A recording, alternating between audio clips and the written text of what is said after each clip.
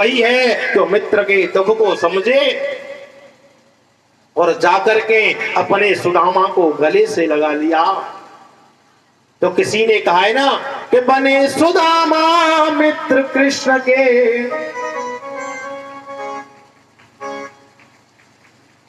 एक बार जोरदार तालियां बजाकर आप प्रधान जी का स्वागत करें सभी वक्त।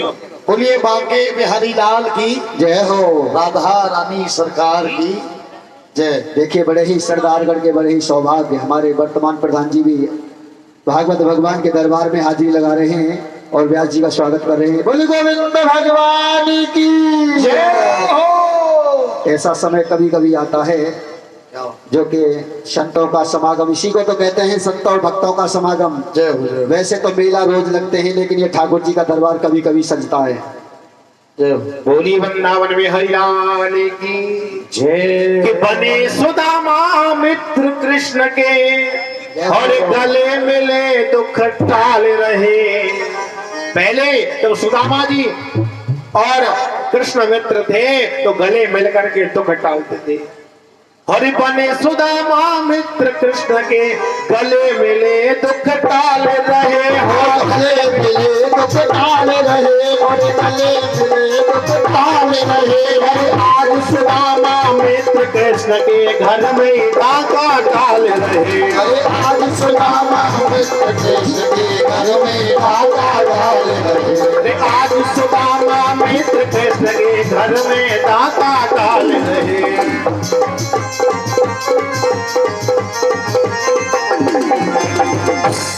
सुदामा जी के पास में गरीबी है, दुख है, तो आज गले मिलकर के दुख टालते हैं। लेकिन आज के मित्र कहते हैं कि मेरे मित्र की कमजोरी कहाँ है, दबेगा कहां से, उस जड़ को पकड़ाएं।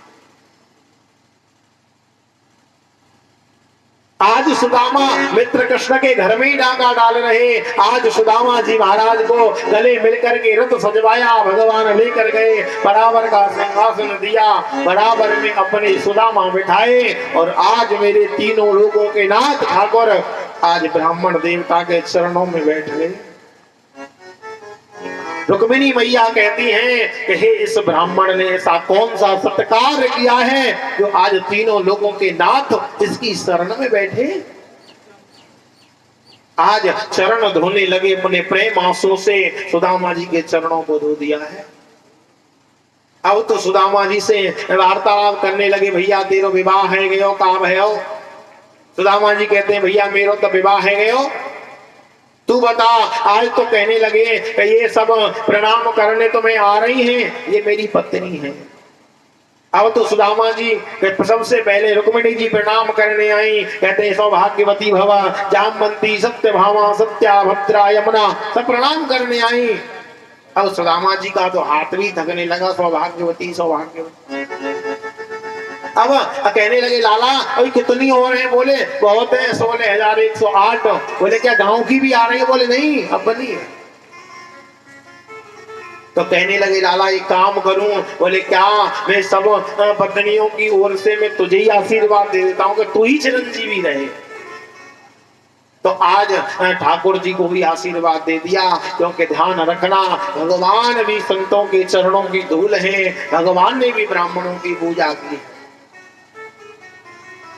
उन्होंने भी अपने माँ बाप की सेवा की है, उन्होंने भी ब्राह्मण की सेवा की है। भगवान श्री राम ने कभी ये नहीं कहा कि मैं भगवान हूं, सदैव ये कहा कि मैं अयोध्या के दशरथ का बेटा और संतों के चरणों का दास राम हूं। उपाधि भी दी तो अपने आप को दास की। भगवान श्री राम ने एक बार ये खुलकर नहीं कहा कि मैं भगवान हूं। तो भगवत प्रेमियों,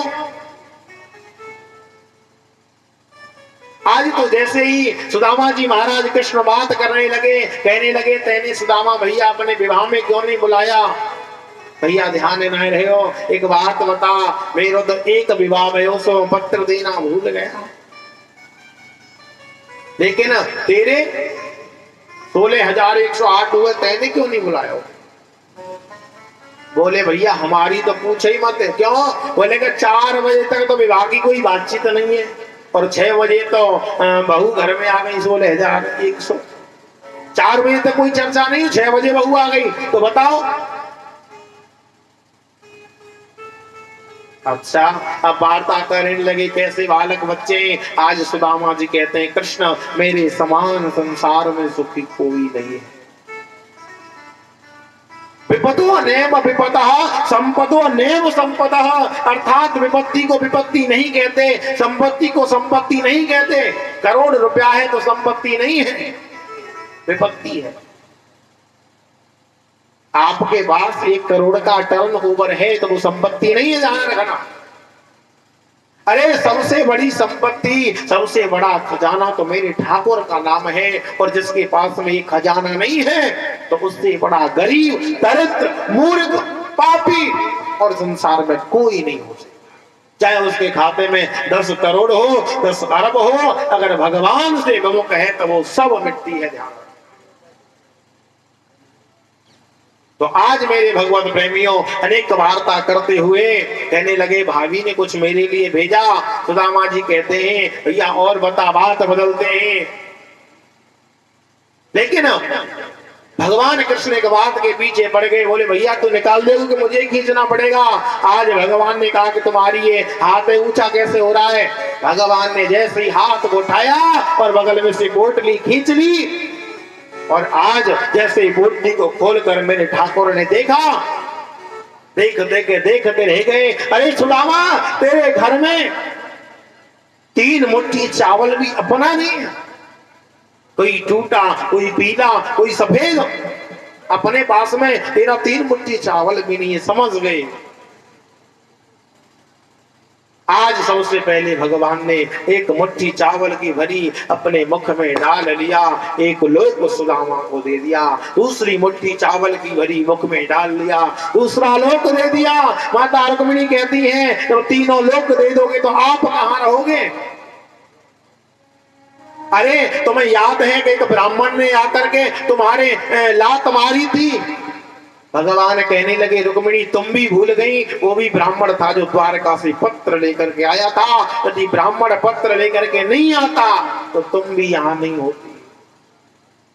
भगवान बताते हैं, लेकिन मैया रुक्मिणी सारे से कहती है कि द्वारकाधीश चावल कच्चा है, नुकसान कर जाएगा, ज्यादा मत खाओ, कच्चा चावल है, थोड़ा प्रसाद हमें भी दे दो। आज मैया रुक्मिणी ले गई। एक रात्रि तक सुदामा जी रुके, उसके बाद दूसरे दिन चल दिए, और जहाँ सुदामा जी की झोंपड़ी थी आज कंचन का महल बन गया।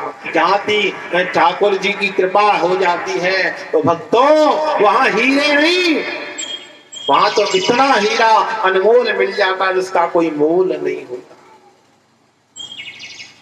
3 जन्मों की हर व्यक्ति को पता होती है कि हम 3 जन्म में क्या होंगे, क्या है और क्या रहेंगे। सबसे पहली बात तो यह है कि हमने कोई सत्कर्म किया है जो हमें मानव शरीर मिला। पूर्व जन्म में हमने कोई सत्कर्म किया है जो मानव शरीर मिला। अब के जन्म की हमको पता ही है, और जो इस जन्म को पाकर के भी इस कृष्ण का नाम नहीं लेता तो मुझे तो लगता है कि उससे बड़ा समझदार इस दुनिया में कोई और नहीं होगा। भगवत प्रेमियों, जैसे एक स्त्री को यदि सोने के आभूषण पहना दिए जाएं और वस्त्र नहीं पहनाए जाएं तो वो सुंदर नहीं लग सकती केवल सोने के आभूषण पहनाने से। इसी प्रकार आप संसार के कितने भी कार्य कर लो, जब तक आप भगवान का भजन नहीं करेंगे, जब तक आप सुंदर नहीं हो सकते, नहीं हो सकते, नहीं हो सकते। जाकर संसार की एक विपत्ति है सबसे बड़ी। हनुमान जी कहते हैं कहे हनुमंत विपत्ति प्रभु सोई, कहे हनुमंत विपत्ति सोई, जब तब सुमिरन भजन न होई, जब तब सुमिरन भजन न होई।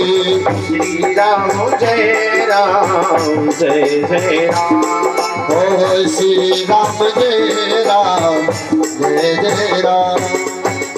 हनुमान जी कहते हैं कहे हनुमंत विपत्ति प्रभु सोई, संसार की सबसे बड़ी विपत्ति क्या है? जब तब सुमिरन, भगवान का सुमिरन न हो, भजन न हो, संसार में सबसे बड़ी वही विपत्ति है। अरे संपत्ति को संपत्ति नहीं कहते, विपत्ति को विपत्ति नहीं कहते। अरे संसार के दुख तो आते जाते हैं, दिन के बाद रात्रि, रात्रि के बाद दिन, सुख के बाद दुख, दुख के बाद सुख। अरे तो प्रकृति का शाश्वत नियम है। लेकिन ध्यान रखना भक्तों, यदि आपने भगवान के लिए अपना समय नहीं दिया, ठाकुर का भजन नहीं किया, तो ये जीवन व्यर्थ चला जाएगा। कितना भी सोना चांदी एकत्रित कर लेना, क्योंकि कवि ने लिखा है कि सज धज कर जिस दिन मौत की, और सहजादी आएगी, सहजादी आएगी, और ना सोना काम आएगा, ना चांदी आएगी। सज धज कर जिस दिन मौत की, सज कर जिस दिन मौत की, सहजादी आएगी, सहजादी आएगी, ना सोना काम आएगा, ना चांदी आएगी, सोना काम आएगा, ना चांदी आएगी, ना सोना काम आएगा, ना चांदी आएगी, ना सोना काम आएगा, ना चांदी आएगी। जिस दिन आपकी मृत्यु होगी, ये सोना चांदी सब यही रह जाएगा। आपके कपड़े बाहर फेंक दिए जाएंगे, सोने की लर उतार ली जाएगी, क्योंकि संसार को तो प्रेम धन से है, हमसे प्रेम नहीं है। ध्यान रखना, आप करोड़ों की संपत्ति कमा लो, उसको क्यों नहीं फेंक देता? अरे जब तू त्यागी है, उसके तुमने वस्त्र फेंक दिए, चारपाई फेंक दी, तो उसका कमाया हुआ सोना भी फेंक दे, कमाए हुए घर में से भी निकल जा। लेकिन नहीं, हमें तो स्वार्थ से प्रेम है। सुदामा जी लौट करके आए, कंचन के महल खड़े। पहले थी सुदामा की झोपड़िया, अब तो भक्तों कंचन महल खड़े। अरे भगवान कहते हैं कि क्षण भर में राई को पर्वत और पर्वत को राई करने में देर नहीं लगती, राजा को भिखारी और भिखारी को राजा बनाने में देर नहीं लगती। तो आज सुदामा जी लौट करके आए, देखा मेरी यहाँ तो झोंपड़ी थी, कहाँ गई? अरे कोई सुदामा नाम का राजा आ गया होगा, मेरी झोंपड़ी उखाड़ दी। इस प्रकार से सुदामा की पत्नी आई, चरणों में गिर पड़ी, कहने लगी भगवान आपको दर्शन चाहिए था, दर्शन मिला, मुझे धन चाहिए था, धन मिला। उसके बाद में भक्तों आज कहने लगे सुदामा कि तुम्हें धन चाहिए था, धन मिल गया, मैं जाता हूं वन में जाकर भगवान का भजन करूंगा। पत्नी कहने लगी नहीं, यदि आप वन में जाओगे तो मैं भी जाऊंगी। आज दोनों पति पत्नी वन की ओर जाने लगे। आज मेरे ठाकुर उसी कंचन के महल में प्रकट हो गए। कहने लगे सुदामा, आवाज आई महल से। सुदामा लौटे, पैरों में पड़ गए, अरे कृष्ण तूने इतना धन क्यों दे दिया? भगवान कहते हैं इस धन का सदुपयोग करो, प्रजा का हित करो, गौशाला बनवाओ, और जहाँ जल की जरूरत है वहाँ जल का दान करो, जहाँ कन्या के विवाह में कोई अड़चन है वहाँ सहयोग करो, तुम में विकृति नहीं आएगी। अब सुदामा जी ने ऐसा कार्य करके अपने जीवन को व्यतीत कर अंत में मोक्ष को प्राप्त कर लिया। भगवान कहते हैं कि जो व्यक्ति मेरे ओर समर्पित हो जाता है तो ये भव सागर एक गाय के खुर के समान पार हो जाता है। जैसे एक गाय के खुर का गड्ढा होता है तो भव सागर उसके लिए ऐसा बन जाता है। लेकिन हम ठाकुर जी से एक प्रार्थना नित्य करें, केवल एक प्रार्थना, अंत मति सो गति। यदि अंत समय हमारा कंठ अवरुद्ध हो जाएगा, एक बात बताओ, जब बॉर्डर पर कोई सैनिक जाता है तो उसको ट्रेनिंग दी जाती है गोली चलाने की, लेकिन फिल्म वाले तो फिर पागल है ही। उन्होंने तो कह दिया कि अखियों से गोली मारे, और जब अखियों से गोली मार रही तो सैनिक काय को ठाड़े कर ला के नहीं ठाड़ी कर दे। यदि सैनिक भेजा जाता है तो ट्रेनिंग दी जाती है। जब 60 वर्ष का व्यक्ति हो जाता है तो सरकार रिटायर करके घर भेज देती है, फिर हाथ पैर काम नहीं करते। लेकिन ध्यान रखो, भगवान कहते हैं कि जिसको बचपन में भजन नहीं किया, जिसने बचपन से भगवान की भक्ति नहीं की, वो बुढ़ापे में भी जाकर के भजन नहीं कर सकता। क्यों? क्योंकि अंत सो समारना है, अंत मति सो गति। यदि अंत समय आपको बेटा की याद आ गई तो आप नरक में जाओगे। इसीलिए ये केवल ठाकुर जी से एक ही प्रार्थना करेंगे, हे ठाकुर कि देहांत काले तुम सामने हो। हे मेरे कृष्ण, कैसे रूप में सामने हो? कि देहांत काले तुम सामने हो, बंसी बजाते मन को लुभाते। आपकी मीठी मीठी बंसी बज रही हो, यह गीत गाकर तननाथ त्यागो, गोविंद दामो दरमाधवेती। हे कृष्ण, केवल इतनी कृपा कर देना, इतना आशीर्वाद दे देना कि जब मेरी मृत्यु का समय आए तो ठाकुर देहांत काले बस तुम आ जाना। यदि तुम नहीं आए, तुम्हारा नाम भी आ गया, तो मैं समझूंगा कि मेरे भजन का फल मुझे मिल गया। हे कृष्ण, मैं कहता हूँ जो आपकी कथा को श्रवण करे, अंत समय उसकी जिह्वा पर आपका नाम जरूर आए। क्योंकि भगवान का नाम इतना अनमोल है कि जन्मो जन्म मुनि जतन कराहि, जन्म जन्म मुनि जतन कराहि, अंत राम कहूँ आवत नाही, अंत राम आवत नाही, जन्मो जन्म मुनि जतन कराहि।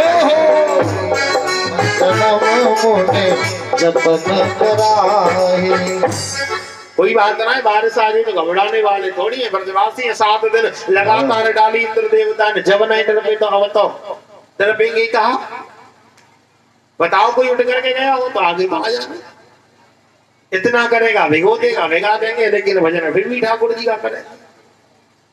और इससे ज्यादा क्या कर सकता है? ब्रजवासियों को खूब जलमग्न बहाने का प्रयास किया इंद्रदेव ने, लेकिन फिर भी वो ठाकुर जी का भजन आज भी करते हैं, आगे भी करते रहे। क्या करेगा? हमारा कुछ बिगड़ जाएगा?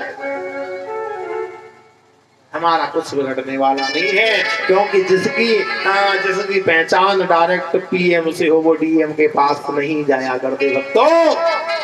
ऑर्डन में ऑर्ड और गॉर्डन में गॉड और फ्रॉडन के फ्रॉड मेरे बाके बिहारी है। तो भक्तों, हम तो पीएम की शरण में बैठे, में घबराने की जरूरत। मुक्ति के सीधे रोड, ब्रज को उठा में लोड, मीरा के पिन कोड बाके बिहारी है। और दाऊ जी के राइट हैंड, रुक्मणी के हस्बैंड, और राधा जी के बॉयफ्रेंड बाके बिहारी। तो भक्तों, हम उन ब्रजवासियों में से हैं, घबराने वालों में से नहीं। जब 7 दिन तक इंद्रदेव कुछ नहीं बिगाड़ पाया, तो 7 घंटे में क्या बिगाड़ ले।